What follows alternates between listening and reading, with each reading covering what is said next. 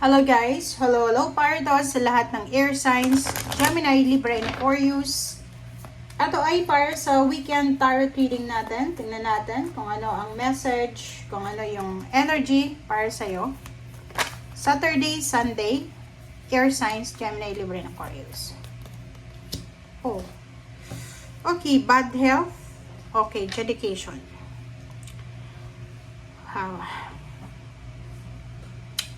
Okay. Meron ditong air signs, Gemini, Libra, and Aquarius, na posibleng kayo ay for several months or several weeks, masyado kang pagod na pagod. 'Di ba? Oh? Kung makikita mo yung occupation dito, 3, 4 siya, 7.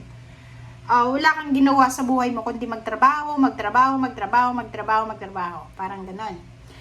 Dito naman, siguro for several months or years, masyadong stressful yung buhay mo, lalo na kung nagpa-process ka ng divorce dati, ng separation, may kaso kang kinakaharap or may kaso kang pinaglalaban. Sinasabi ng barahan na this weekend, posibleng yung mga ginawa mo sa past na sakripisyo, pagod, puyat, gutom, ay posibleng eto na yung result niya. So, pwedeng masama yung pakiramdam mo Sabado, Linggo, or pwedeng may sipon, may lagnat, or posibleng kailangan mong alagaan yung sarili mo.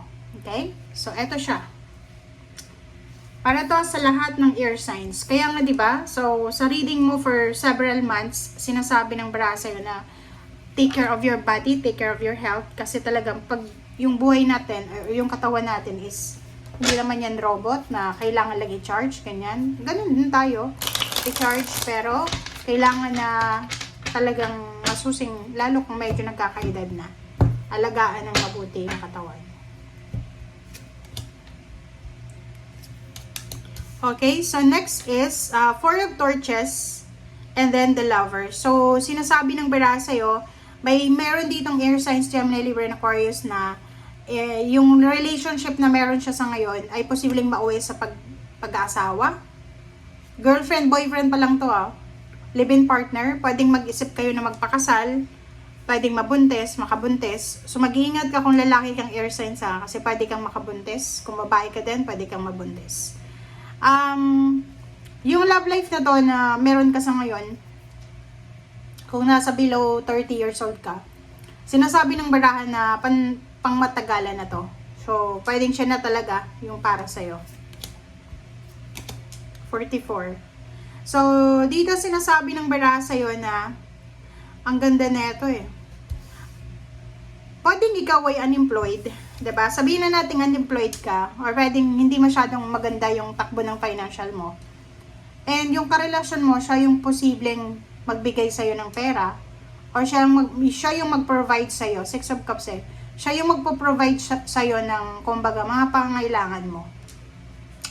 Comment down below kasi pwedeng yung Four of Pentacles dito may ipon siya, 'di ba? May ipon siya.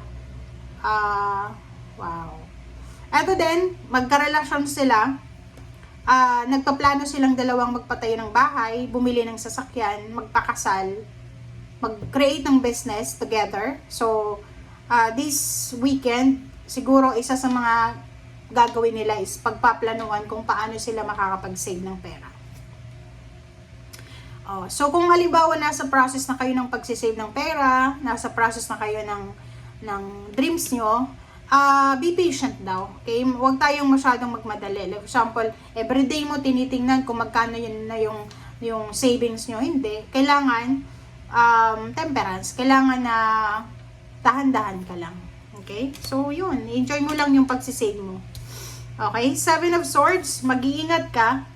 Mag-iingat ka, air signs, Gemini, Libra, and Aquarius, dahil meron ditong energy ng scammer, scamming, panloloko, pagnanakaw, or pwede kang mawalan.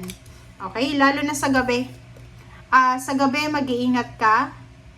Kung may mga dala-dala kang cellphone, ano ba yung dala mo na pwedeng valuable sa'yo, wag na wag mo yun nadadalhin sa gabi. Kasi dito sinasabi na sa gabi ay yung night na to, napakahirap kasi pwedeng madilim or pwedeng yung lugar na dinadaanan mo ay hindi safe.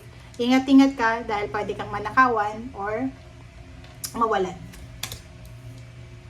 Okay, Queen of Pentacles and then the Devil. Yun, 'di ba? So like for example, kung tawag dito, nag-iipon ka ng pera or kayo nag-iipon ng pera. This weekend posibleng merong temptation dito. Pwedeng magki-crave kayo ng gusto nyong pagkain. Pwedeng may gusto kayo, nag-browse kayo sa internet, nakita nyo, ay, eto pwede kong bilhin. So, temptation. So, mag-iingat ka dahil this weekend, posibleng matempt ka na yung perang iniipon mo ay mabawasan mo. Yung ginagawa mo ay pwedeng masira. Like for example, nag-overtime ka, tapos may magyayaya sa'yo na, uy, alam mo, ganyan, ganito, mag-party tayo. So, ingat-ingat ka sa weekend na to. Two of Pentacles, sinasabi ng baraha, ingat tayo sa pag-i-spend ng pera, pag-manage ng pera sa weekend na to. Lalo na kung sobrang strict yung planning mo, yung pag-iipon mo ng pera. Okay, Five of Swords, sinasabi ng barahan na may mga bagay-bagay ka na kailangan i-give up para sa pera. Ano ba yon? Pwedeng yung mga bisyo, 'di ba? May bisyo ka ba na kailangan ng expenses, may mga unlimited shopping, mga subscription ka sa cellphone mo. Dito sinasabi na kailangan mo daw na i-give up. Yung iba din sa inyo dito, kung gusto niyo daw na negosyo, yung may mga pinaplano kayong business, kailangan mong i-give up yung habits mo na pwedeng makaapekto sa business. Parang ganun. Wow, the Sun. And then, wow, Prince of Pentacles. So, this weekend, bago matapos yung weekend, pwedeng Monday na siya, maraming balita na pwedeng magdala sa'yo ng kaligayahan, pwedeng tungkol ito sa pera, or pwedeng tungkol ito sa relationship. Yung Prince of Pentacles dito is about money, financial, tangible, good news. Pwedeng may magbalita sa'yo na gustong makipag-collaborate sa'yo sa business, or may magbalita sa'yo na yung pwesto na gusto mong kunin para sa business mo ay open na, ready na. So, nakikita ko, dalawang tao to, Three of Pentacles is collaboration talaga siya. Collaboration, so may commitment dito. Pwedeng mag-asawa, mag-boyfriend, girlfriend, mag-friend, mag-nanay, mag-tatay, isang buong pamilya sila na magko-collab sila, magsasama-sama, mag-brainstorm sila together.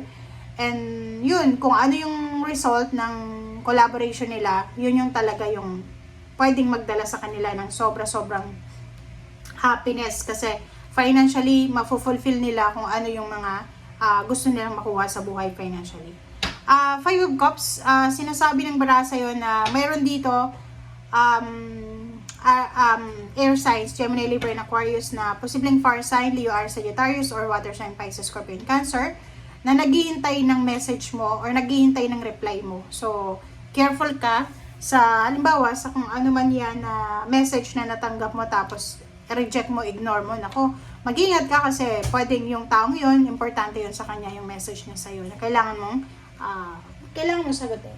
Okay? Thank you guys. Bye!